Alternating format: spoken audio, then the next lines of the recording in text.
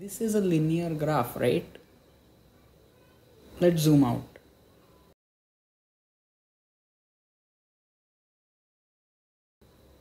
Okay, so it's actually a parabola. So a quadratic graph, right? You might say anything looks like a line if you zoom in far enough. But wait, let's zoom out even more.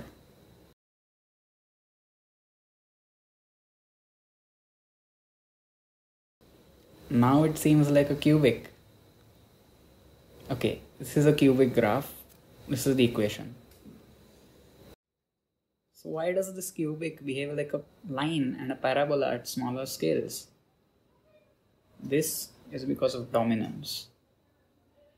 Okay, we'll do the zoom thing again, but this time we'll look at the values of all the terms separately.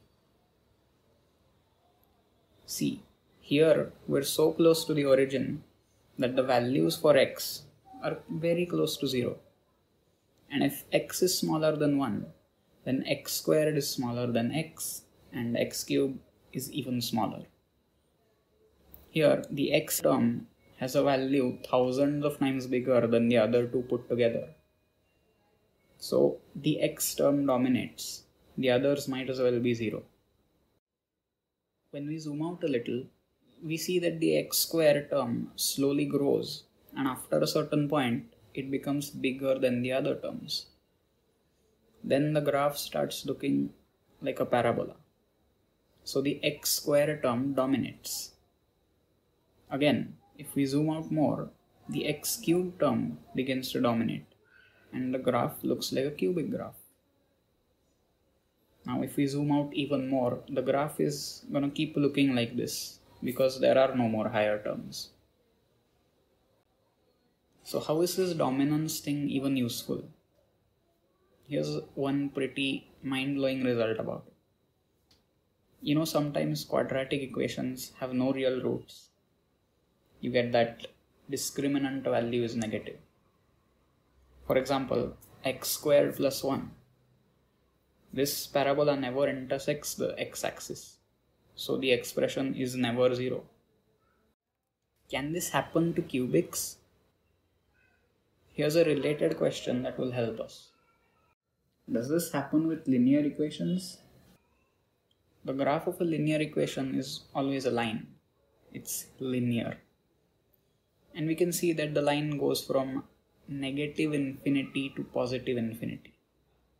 So no matter where we put it, it will always cross the x-axis. And so it will always have a solution.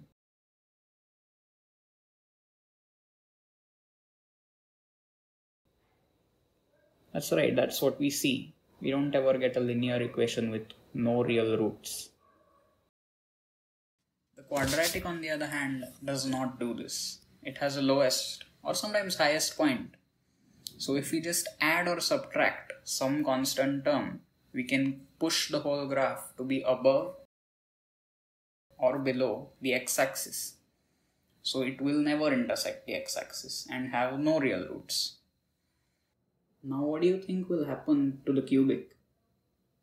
We just saw that the cubic term will always dominate, and so any cubic graph will look like a pure cubic if we zoom out far enough. Since a pure cubic graph goes from negative infinity to positive infinity, just like the linear one, it has to intersect the x-axis somewhere. So it must have at least one real root. I thought this was quite unexpected. Quadratics may not always have a real root, but cubics, something more complicated, will always have a real root. I hope you learned something new, as I certainly did, and thanks for watching.